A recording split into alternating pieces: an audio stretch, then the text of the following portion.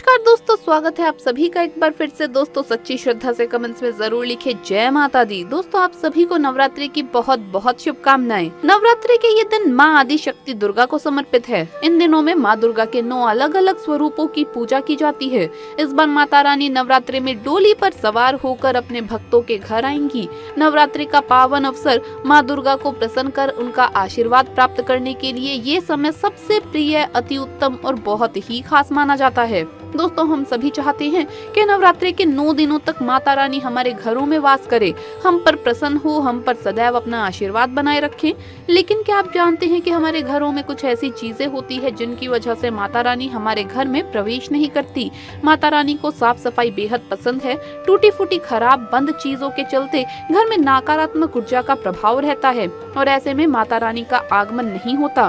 दोस्तों आज की इस वीडियो में हम आपको कुछ ऐसी चीजों के बारे में बताने जा रहे हैं जिन्हें नवरात्रि से पहले घर से बाहर निकाल देना चाहिए। ये सबसे उचित माना गया है। अगर आप इन चीजों को नवरात्रि से पहले घर से बाहर निकाल देंगे तो इससे आपको माँ दुर्गा का आशीर्वाद प्राप्त होगा, साथ ही आपकी आर्थिक समस्या भी दूर हो जाएगी। तो आइए शुरू करते हैं। आगे बढ़ने से पहले आपसे रिक्वेस्ट है कि वीडियो को लाइक करें, अपने दोस्तों के साथ शेयर करें और अगर आपने अभी तक चैनल को सब्सक्राइब नहीं किया तो सब्सक्राइब करके बेल आइकन जरूर प्रेस कर लें।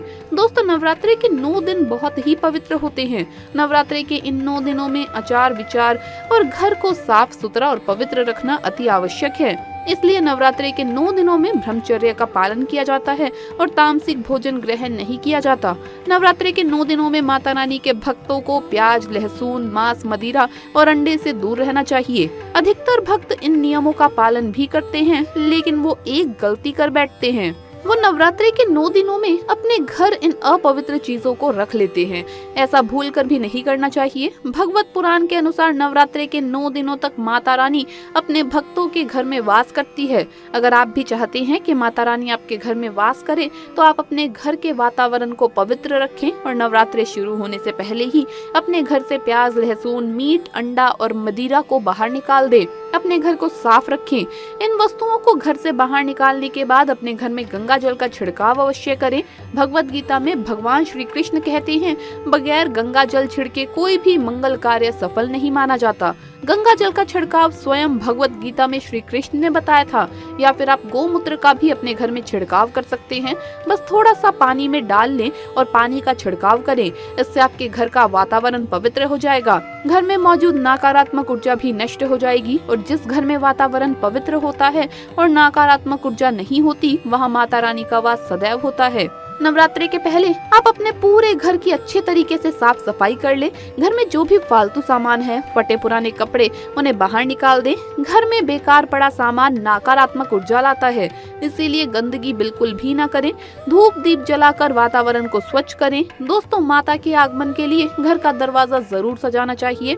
इससे माता आकर्षित होती है और घर के द्वार में प्रवेश करती है। माँ के आगमन के लिए द्वार को फूलों से सजाना चाहिए। दोस्तों कई लोग ऐसे हैं जो माता रानी की चौकी कागज बिछाकर बनाते हैं, जो कि बिल्कुल गलत माना गया है। माता की चौकी के लिए आप नीचे लाल कपड़ा ही बिछाएं। काला कपड़ा और सफेद कपड़ा भूलकर भी नहीं बिछाना चाहिए। ध्यान रखें कपड़ा फटा हुआ भी नहीं होना चाहिए।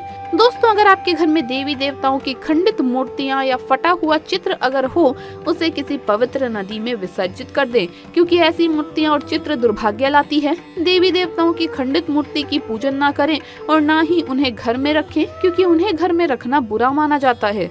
दोस्तों वहीं अधिकतर लोग अपनी छत पर या अपने घर के मुख्य दरवाजे के आसपास कबाड़ इकट्ठा कर देते हैं। ऐसा करना अशुभ माना जाता है। अगर आपने भी अपने घर के मुख्य दरवाजे पर या छत पर या फिर खासकर घर के उत्तर दिशा में कबाड़ इकट्ठा कर दिया है तो नवरात्रि शुरू होने से पहले उस कबाड़ को घर से अवश्य ही निकाल दें।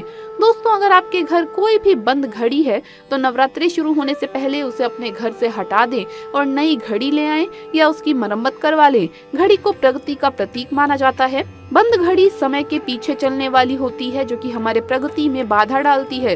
इसीलिए नवरात्रि शुरू होने से पहले ही आप बंद घड़ी को घर से बाहर निकाल दें। दोस्तों अगर आपके घर के मंदिर में किसी भी तरह का कोई फालतू सामान रखा है, जैसे कि सड़े गले फूल, अगरबत्ती, धूप बत्ती के डिब्बे या माचिस आदि की डिब्बी, या कोई भी खाली पैकेट मंदिर में ना रखें, या फिर कोई फटी पुरानी धार्मिक पुस्तक या भगवान के कोई भी पुराने कपड़े जो फट गए हों या मुकुट माला जो खराब हो गई हो, तो उन्हें आप जितना जल्दी हो सके अपने मंदिर से हटा दें।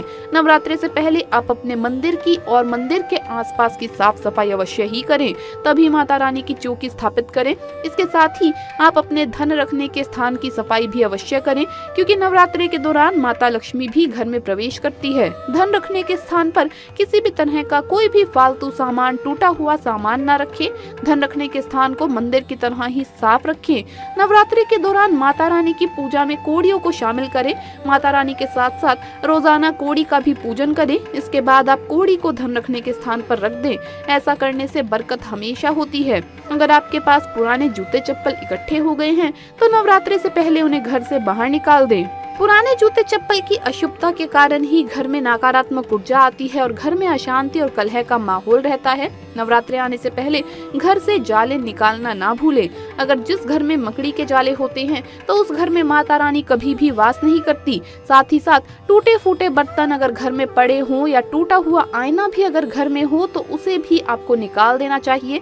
साथ ही घर में टूटे फूटे पत्थर भी नहीं रखने चाहिए, इससे माता लक्ष्मी नाराज हो जाती है। दोस्तों भूलकर भी माता रानी को ये चीज कभी भी अर्पित मत करना, नहीं तो सारी जिंदगी बर्बाद रहोगे। दोस्तों ये ऐसी वस्तु माता रानी के पूजन में भूलकर भी इस्तेमाल नहीं करनी चाहिए और वो चीज है नारियल।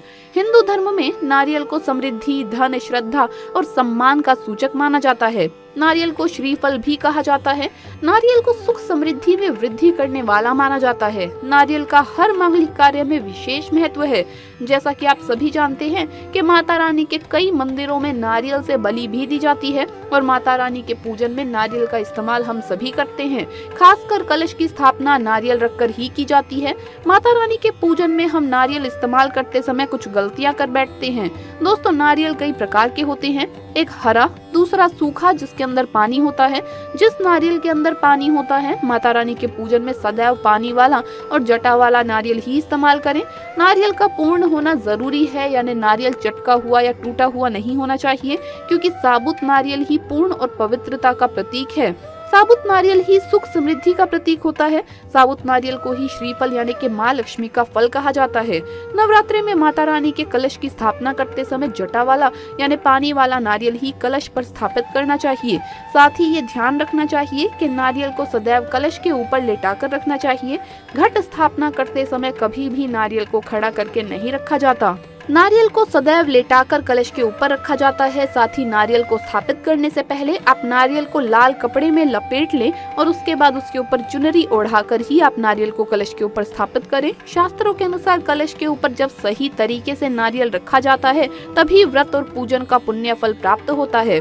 ये भी ध्यान रखें कि महिलाएं माता रानी को नारियल अर्पित तो कर सकती है, लेकिन कभी भी माता रानी के सामने नारियल को भूल कर भी ना तोड़ें, क्योंकि नारियल बीज रूप होता है और स्त्रियां बीज रूप से ही शिशु को जन्म देती है। इसीलिए कभी भी महिलाओं को नारियल नहीं तोड़ना चाहिए। तो दोस्तों आपको वीडियो कैसा लगा हमें कमेंट्स में जरूर बताएं। इस वीडियो को लाइक करें, अपने दोस्तों के साथ शेयर करें और अगर आपने अभी तक चैनल को सब्सक्राइब नहीं किया तो सब्सक्राइब करके बेल आइकन जरूर प्रेस कर ले। जल्द मुलाकात होगी अगली वीडियो में। हर हर महादेव, जय महाकाल।